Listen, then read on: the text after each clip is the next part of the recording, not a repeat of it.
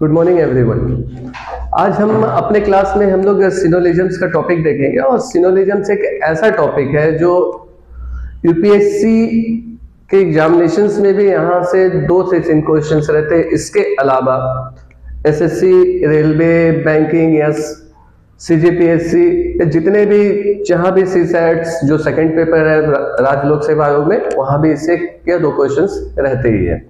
और रेलवे में तो 1 या 2 क्वेश्चन 100% रहता है, बस उनका स्टैंडर्ड थोड़ा लो होता है सिविल सर्विस के मामले में। तो आज इसको हम लोग बहुत ही बेसिक से मैं स्टार्ट करूंगा ताकि आप सभी को समझ में आ जाए। सिनोलिज्म,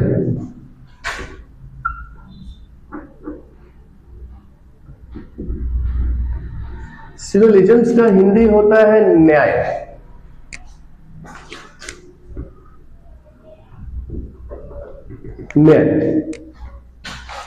और इसके कुछ बेसिक स्ट्रक्चर है जो इसको हम समझने की कोशिश करते हैं।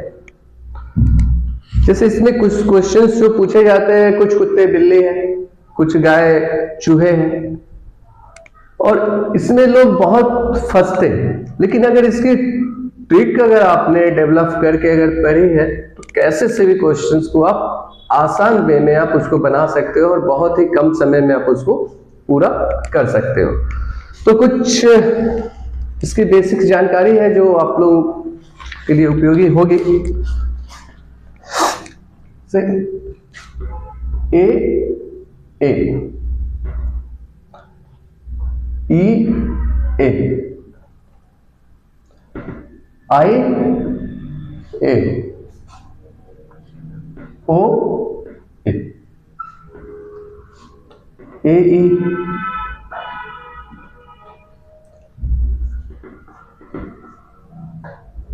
ए आई ई आई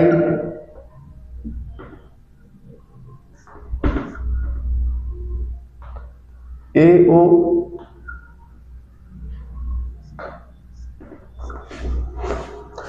अब जैसे जो मैंने लिखा हुआ अभी तो आपको कुछ समझ में ही नहीं आ रहा होगा, जो इससे पहले भी आप लोग कहीं ना कहीं किसी भी यूट्यूब चैनल या किसी ना किसी टीचर से आप लोग पढ़े ही होंगे। तो सपोज दैट एक उदाहरण के स्वरूप में आपको समझाना चाहता हूं। सभी आदमी जानवर है। आपसे क्या है? सभी आदमी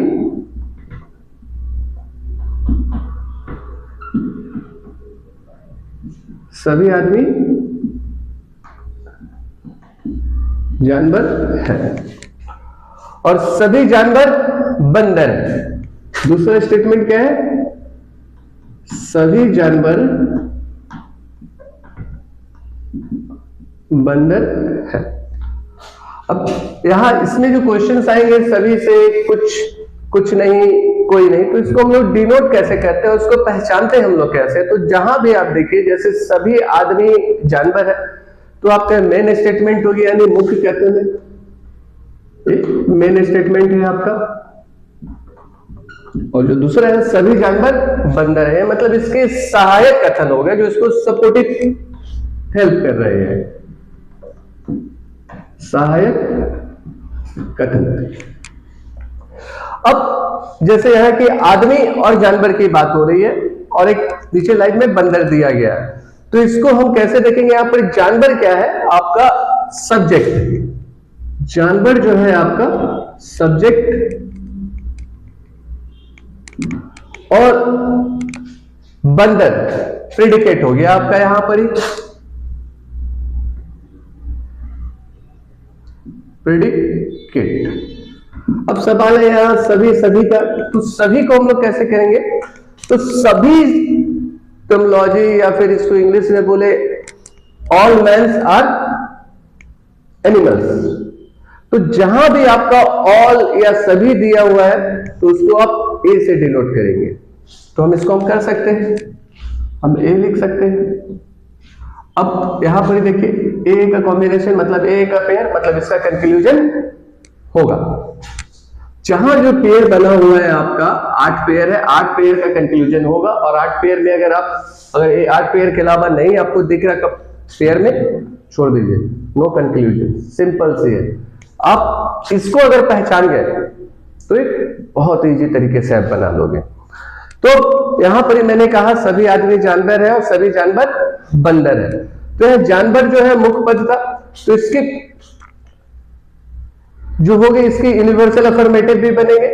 अब इसको देखते हैं, यूनिवर्सल अफर्मेटिव।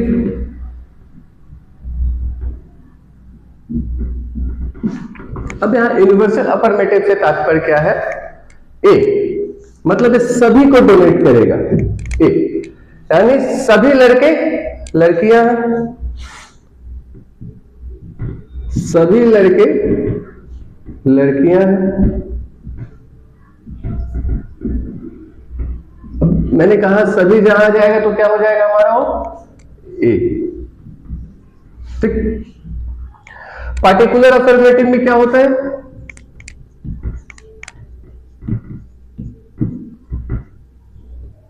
पार्टिकुलर अफर्मेटिव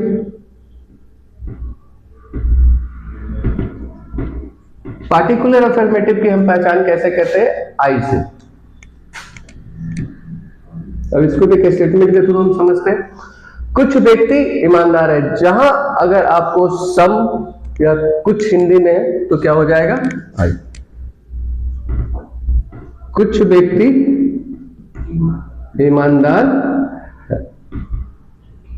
इसको बनाने की जरूरत नहीं है सिनोलिज्म्स को। सिनोलिज्म्स को बस कोडिंग यानी पेयर करना सीख जाइए, कंक्लूजन तुरंत आपका निकल जाएगा।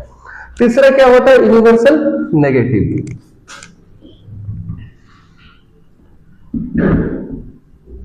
यूनिवर्सल नेगेटिव, और यहां नेगेटिव की बात हो रही है तो हमको पता है ई। यूनिवर्सल नेगेटिव जो होगा वो हम लोग उसको ई से डिनोट करते हैं। जैसे कोई व्यक्ति ईमानदार नहीं है, जब ऐसे स्टेटमेंट आपको मिले कोई व्यक्ति ईमानदार नहीं है, जहां लग गया कोई व्यक्ति नहीं, कोई नहीं यानी ई, और कोई भी नहीं वहां ओ हो जाएगा।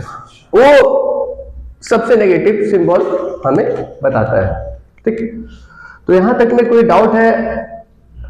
ठीक है, तो इसके आगे हम बढ़ते हैं। मिटा दो, उसको पॉज कर दीजिए।